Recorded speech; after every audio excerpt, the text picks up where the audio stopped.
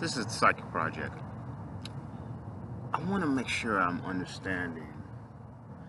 I just had a small revelation. It may already be out there floated, and I think I've had this same thought before. Here in Northern California, we have a prison with about 2,100 inmates. Let's say and I don't have the exact number, but given my experience having been in this particular prison, this is where we send all uh, suspected inmates within the north. I believe northern. I think there's one in Southern California too. Suspected of having psychic ability. We send them to a Northern California prison, all of them together, and we're also having troubles. These are psychic. These are Native Psi Americans that are incarcerated,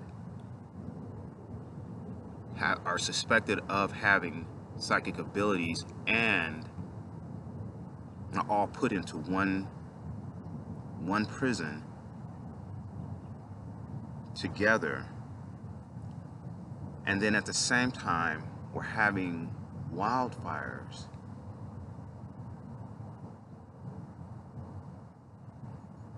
out in our community at an alarmingly high rate. Have we incarcerated a few that unknown quantities?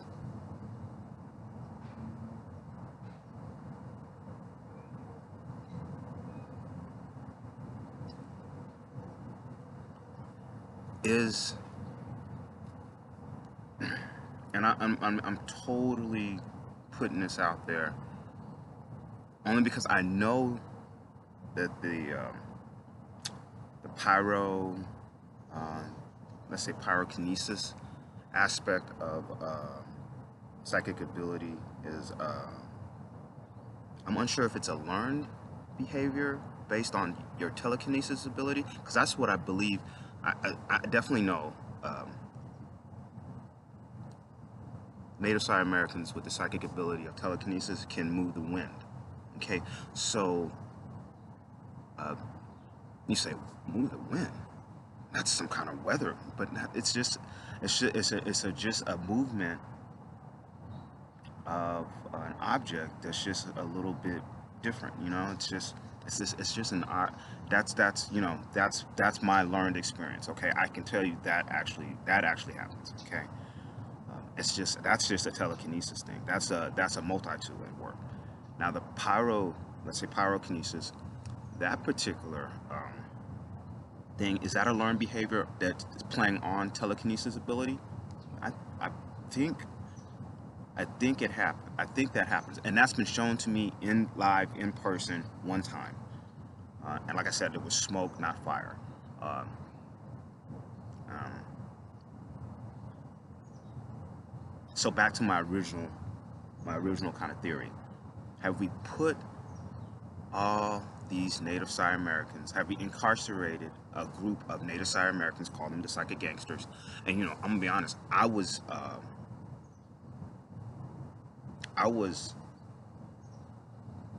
incarcerated based on lack of understanding, lack of acceptance of side testimony. So I'm not going to call them psychic gangsters because I don't know exactly what happened.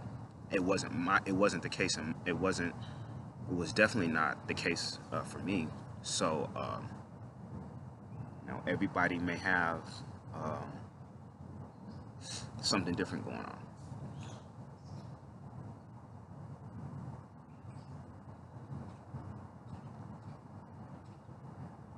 What if instead of building one's hope during his incarceration, we have destroyed one's hope in incarceration, and he has this particular individual or individuals being put together have learned in a cabal situation, have learned how to take out their frustrations on the larger community that has, like I said, I'm going out here, improperly incarcerated them, or they feel that things in this world are not, they're not treating native Psi Americans properly. I think if we're going to incarcerate native Psi Americans, one, we need to do it in a more humane and just way. Um, that means allowing mitigating circumstances like testimony from the side to be allowed in courts. Um, I definitely think we need to learn.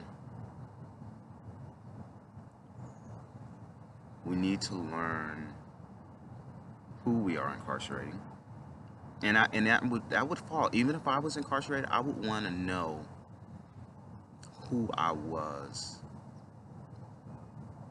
on a DNA baseline. But I'm not sure if it would just tell me, you know, if the DNA for a telepath is different for the DNA for a person, a multi-tool telekinesis person. You know, I'm unsure if there is a DNA difference. I just know there's a DNA difference for persons with psychic ability, native Psi Americans. Let's say that there's a DNA difference for native Psi Americans. Now, okay, I can go that far out. Rather, that difference is expressed in the genes between a telepathic ability person and a telekinesis person. Like I said, there are smarter people out there, there are more versed people out there, and more experienced people out there, and I'll allow them to make that as not assumption, but to tell us that reality. I just think we need to look at how we are incarcerating native Psi Americans, and my understanding is that the federal prison level of federal prisons want to adopt the same strategy that California is using for incarceration of native Psi Americans. Might want to rethink that, or at least let's look at it and see, have we properly put in safeguards in the court system so that the individual that's on his way to be incarcerated, to do his prison time, feels that at least, okay, well, you know, I was given a fair shake. And after you are incarcerated, how are you being handled? You know, have we broken all your hope? I mean, incarceration, let's be honest, it's not meant to be a good thing, right? But at the same time, you can't just lock people away for nothing. And that's when that happens, and you kill somebody's hope, and they find out they have psychic abilities, you know, and you don't know how you've incarcerated them,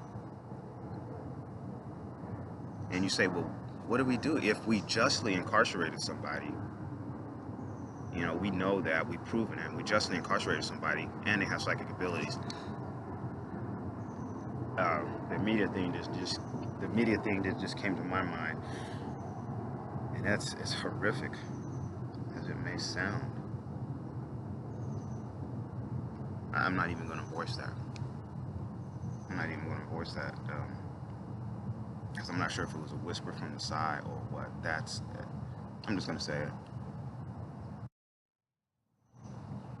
Chemical castration, that sounds so off base. That sounds so off base. What if they had done that to me while I was incarcerated? That sounds so wrong. I hope that is not a thought out there. I hope that if that is a thought out there, and maybe that's what the Respiradol was about when that, because I was given, for like the first couple of years of my sentence, I was given, wow,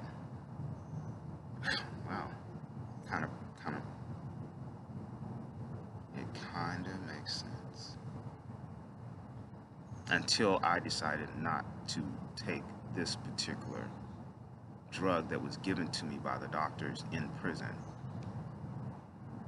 Um, all right, Psychic Project. I've gone as far as I get deep as I can. Signing off.